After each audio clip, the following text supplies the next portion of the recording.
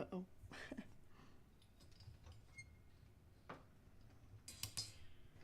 Let's see. Oh my gosh, y'all. Shouldn't have started the live stream without doing this.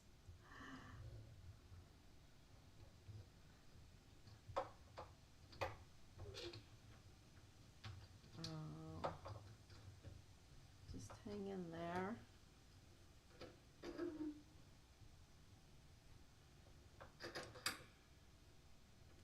Okay, I'm not in my normal situation. I don't know if I can tighten this. Let's see.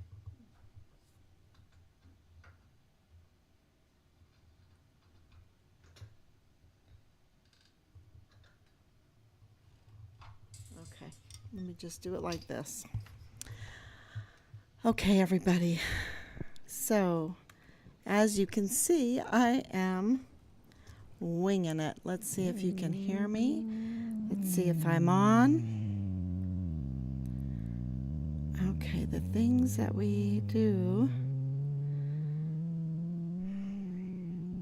Okay, it looks like I'm live. Okay, everybody. So, as you can see, I hear myself. All right, everyone. Thank you so much for being patient. 1,412 days since Richard was murdered on Fort Bliss. And we still don't have his remains. You know, this is where it was a wowzer day. I mean, every day. You couldn't even believe it. And I'm not lying to you. And, you know, we have the letters and the communications as proof. Every day, something new happening. And today was very powerful because we asserted our rights as the parents of Richard Halliday, deceased soldier on Fort Bliss in July of 2020. Here we are, almost 4 years, right? Almost 4 years, and working every day, every day. It's almost like you're in a forced prison, you know, because you have to put your life aside and you are forced to seek justice, to get answers. And you really, in order to get justice, one thing we figured it out, you have to do it yourself. You can't really depend on other people. You really have to do it yourself. You have to just learn the system and move forward. And control your emotions, which is really hard. Like the other day, the CAO got a side of me that I wasn't controlled. My emotions weren't controlled because what the Army is doing is so rotten so many times. It is just so despicable. It is so inhumane. It is so selfish. And so, you know, you just have to let them know sometimes, you know. And it's not really a personal jab against the CAO, which, you know, maybe we'll see, because there's a lot going on. Don't forget Joshua Lyons, our first CAO, who absolutely mistreated us, and we have all the we have it all recorded, all documented, you know. And this is like the sixth CAO, and yeah, so that we had to deal with that. It's kind of like being in a prison every day. You you know, you have to absolutely are forced to put everything aside and address what is going on for that day, the retaliation, the harassment, the injustice, or in response to all the open records, reading all the open records, the to try to keep up with responding to reports and the violations that you find in the records and the reports. And so, you really need some lawyers, right? You need some lawyers. But we found out very early on that you really can't get lawyers, right? You can't. They're not interested. They're political creatures. They are so political. And with the COVID insanity, the COVID mandate insanity, the farce, and with the Walmart mass shooting, with other issues, with this case, they're just, it was risky, politically, very, very risky. But now things politically are changing. And the whole atmosphere of people are changing. They're realizing that they were misled earlier on.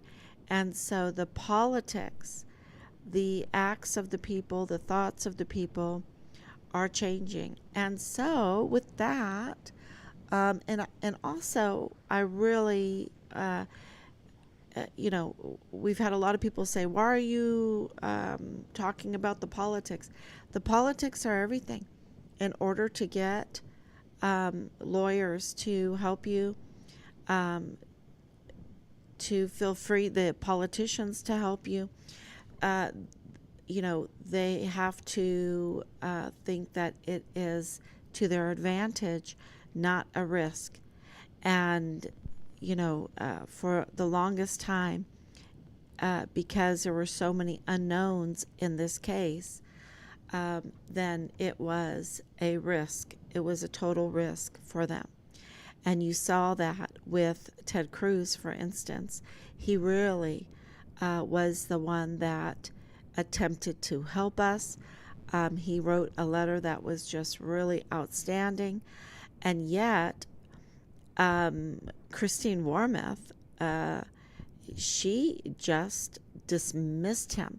And she's 23, I think 23 ranks lower than him. He is a sitting senator, duly elected sitting senator. She's not, but she had the political power behind her to absolutely just,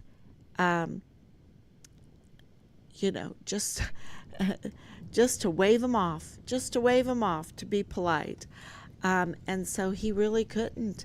The politics wouldn't allow him to help us. And we saw that. We didn't take it too personally because we saw it. What was he supposed to do? Now the likes of Lindsey Graham, who didn't even try. But he was one of the very first to send us condolences because he knew that the politics had changed. And, he's really a lousy guy. He's so lousy. He didn't even try to help. And now that, it's probably politically advantageous to help a murdered whistleblower that was exposing child trafficking and weapons trafficking and ammunition. The munitions, y'all, we're so short on munitions right now. The munition trafficking, yeah, it's all been trafficked. It's so valuable. And the narcotics trafficking. So, yeah, now that he thinks it's, things have changed. How has it changed? Well, Trump's huge lead right now. Also, the abuse of power that has been shown in the courts. People do not like that. And neither, the $300 million funds raised by the Trump campaign in, less than a week, and I think it's probably more than that now. Um, this is all politics. It's not about humanity. It's not about protecting our soldiers. It's not about accountability for the murder of a soldier.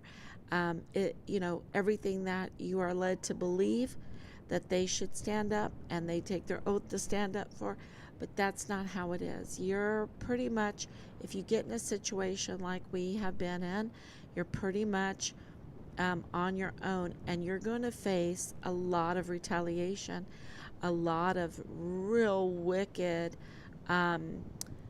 harassment and responses. And so, what you need to do, and what we've tried to do, is stay very calm during the whole thing and document it, document the retaliation, document the harassments, document the threats, document it, because once you have enough, then things change, and supporting your cause becomes advantageous. And with the notice of death for Richard, that was a huge jump in politics, that our case would be advantageous to jump on board and to support us. And with that comes new information and new leads. And of course, we absolutely know that they have our son's remains, right? They have our son's remains, because we were told in October of 2020 they have our son's remains.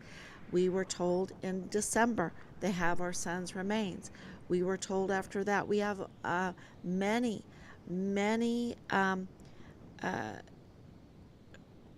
statements, many witnesses, many, what do you call them?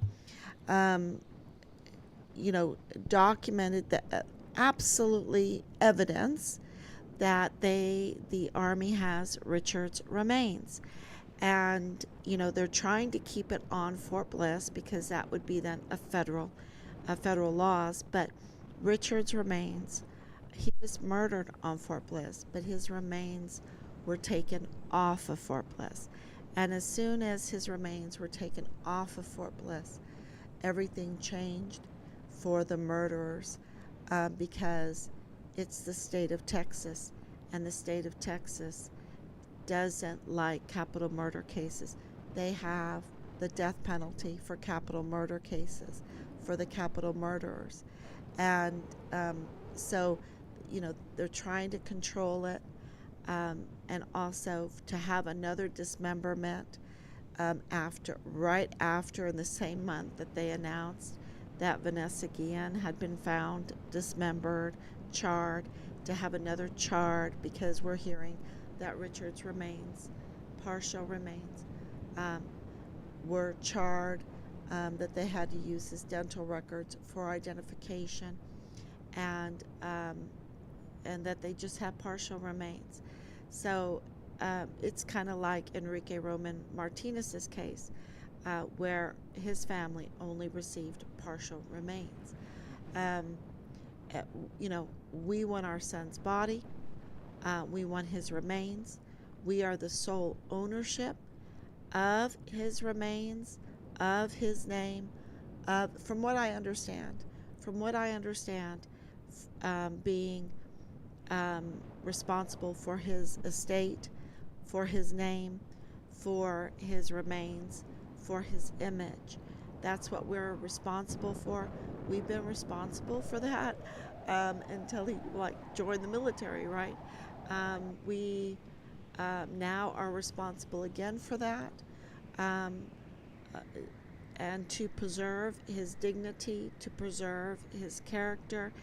And they have used it, the Army has used it badly, very badly. So because things have changed, because people have realized with this case that the wrongful death claim is coming, and the wrongful death claim is huge because the cover up is huge.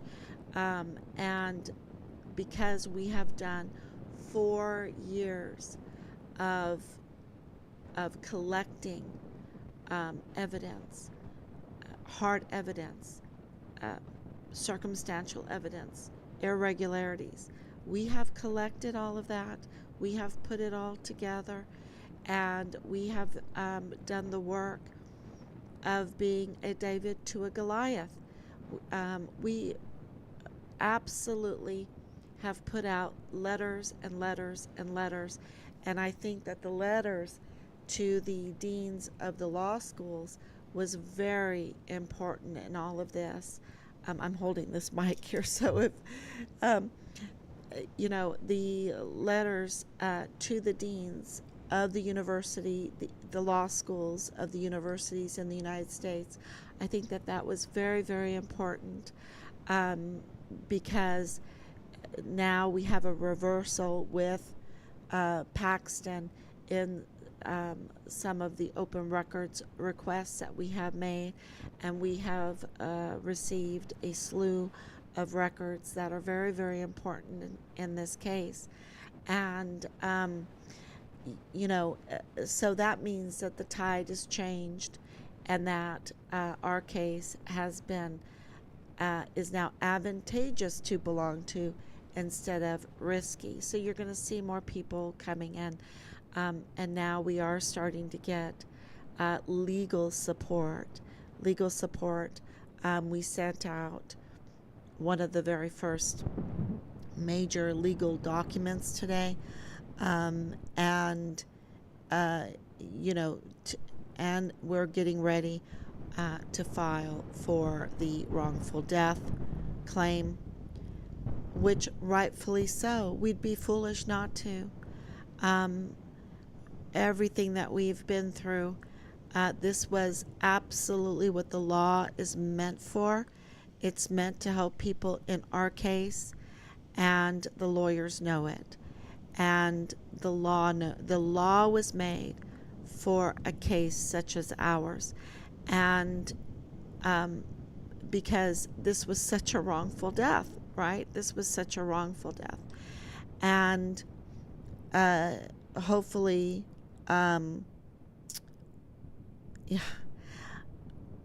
everyone will understand that.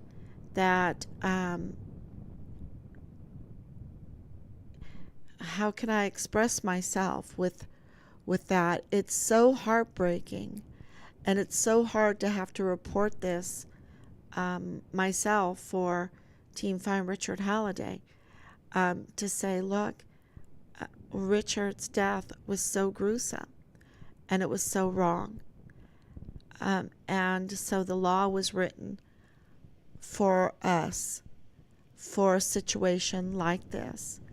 And so we would not be doing our duties. We wouldn't be doing our duty not to be filing a wrongful death claim, because the wrongful death claim will restrain, shine a light on how wrong it is to treat whistleblowers like they did for Richard, and then murder him, and then dismember him, and mistreat his remains, and then cover it up and participate in a cover-up to protect a gravy train of illegal activities. So, this has huge ramifications, and we wouldn't be doing our duty as citizens of the United States, as parents of Richard, for El Pasoans, if we just would let this slide and didn't want to restrain the evil that has been allowed to grow into this criminal network that does not honor life, and our soldiers, does not honor our soldiers, and is involved in the human trafficking and the narcotics trafficking and the munitions trafficking, along with the weapons trafficking. So I hope everyone understands that, and we are getting multiple legal support now, and we took advantage of it today, and we're very grateful for that. So, and we've made their life very easy, right? We're going to make their life very easy because we we have done so much work. They're coming in on a very well padded foundation of evidence, and a slew of paper trails that prove our point on so many, not just paper, but also videos, also screenshots, also email, everything. So, we're getting to the bottom of this, and that's why the time is running very short for those that were coerced into participating with this kind of evil. And we say, be smart, and come forward now. Because I'm not lying. This is not some kind of maneuver. This is not a trick. This is absolutely the truth that we are moving forward. You see that in 4 years we have moved forward. No one thought that we could ever get the notice of death. That's a huge admission that Richard was murdered on Fort Bliss. And of course, with the disbursement of the SGLI and the casualty pay and the gift, and I don't think it was a gift, the presentation of the gold stars. People absolutely, are like, wow, I cannot believe you got that, because it's an admission from the Army that Richard was murdered on Fort Bliss. So that we were right all along. And we are hearing that they have Richard's remains. Maybe it's just partial remains. We are hearing partial remains. We're hearing that the remains were charred. We're hearing that they had to use dental records for that. And those are ours, and they need to give them to us. And they need to stop misusing or letting those that are connected to the military, and then we have others too that are misusing Richard's image, that are misusing his name, that are misusing we'll see. I'll stop there. I'll stop there. So it's the identity theft is absolutely part of this, and they have to stop. They cannot be allowed to do this, and we have to make a huge effort for us, as far as we've come, to get accountability. And that's why we're not lying to those that are being brought into this case, because there's a lot of, from what we're hearing, a lot of finger waving, or even some allegations that might be false allegations. Some of them we believe are false allegations, but they're panicking, and they're going to turn on each other if they haven't yet. We're hearing that that's kind of going on. And so that's why we're asking, honestly, this is an honest attempt to reach out to those that were young, coerced, groomed into participating with this criminal network to cover up Richard's murder, maybe even participated in Richard's murder somehow, some way, entrapment or whatever. And we're asking to come forward now.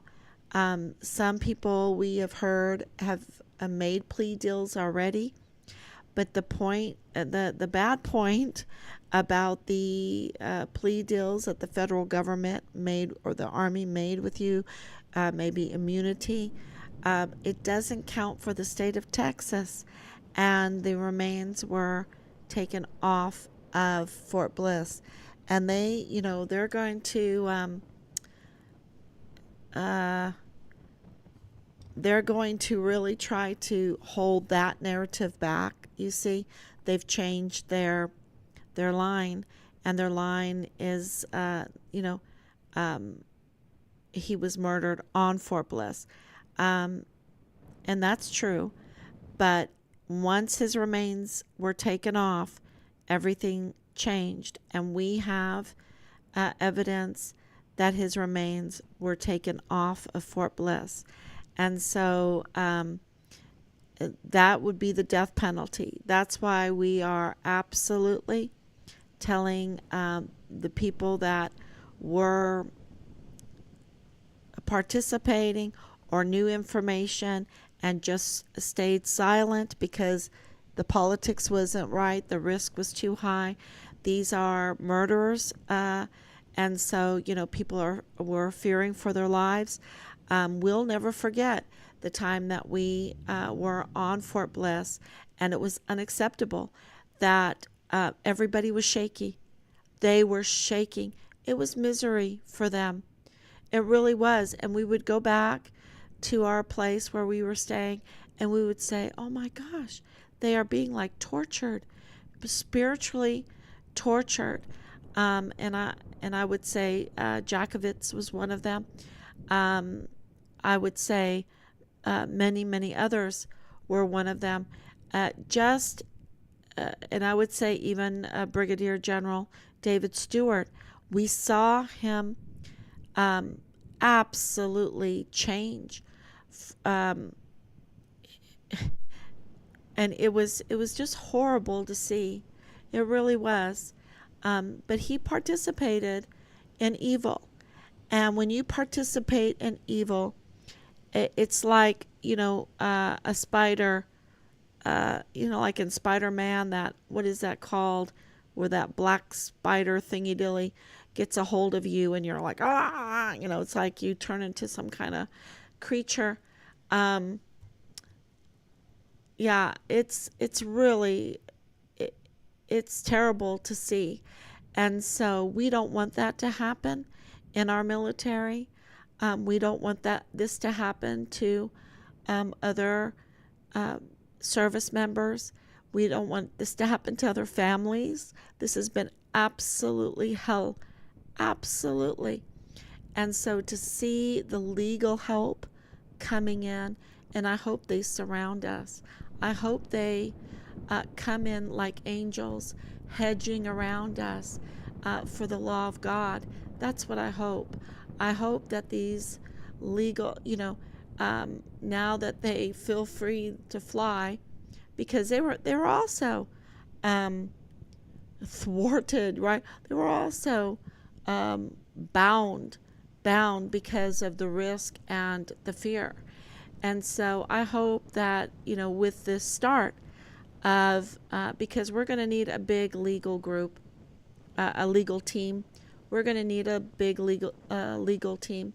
And I hope that they come in, the best of the best. We want the best of the best, right? The best of the best. And we want them to come in and just encircle us like a hedge of protection and get that sword of truth, right?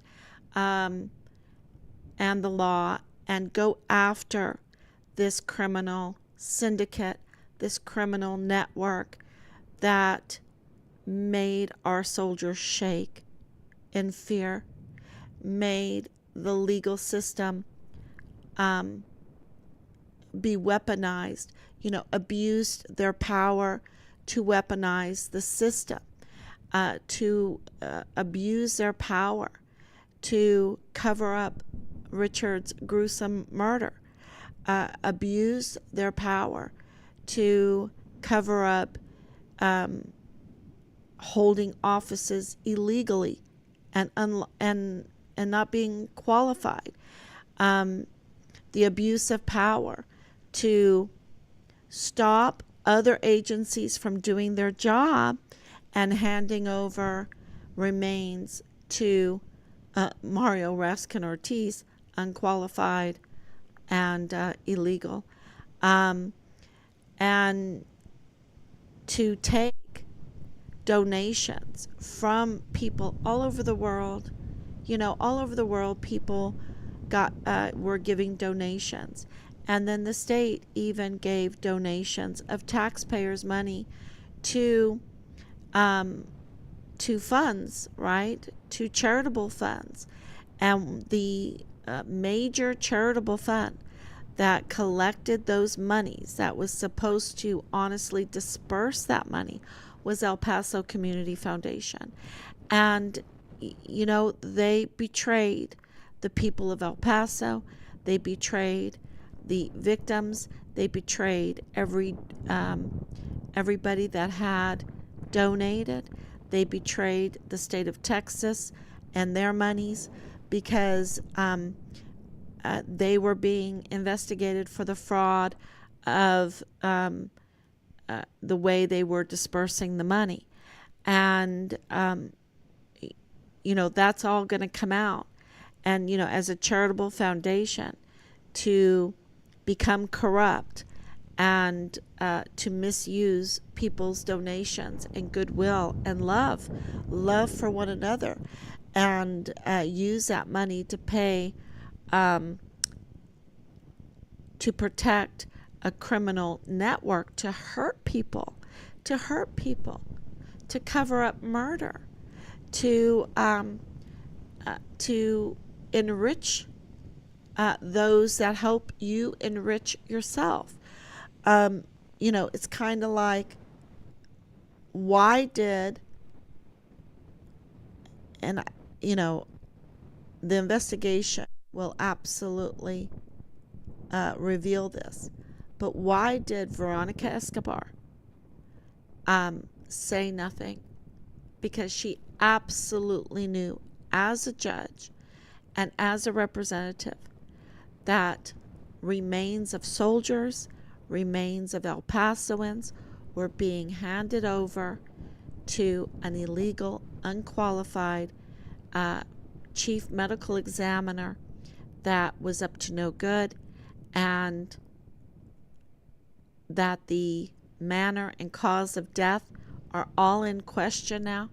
They're all in question. It's all botched. And why, year after year after year, she allowed that to happen? And she's supposed to be for the people there in El Paso. She's supposed to be for the women, for the children. She's supposed to be for those in Juarez. Look at the murders that are going on in Juarez right now. That is an indication that Veronica Escobar is a total failure.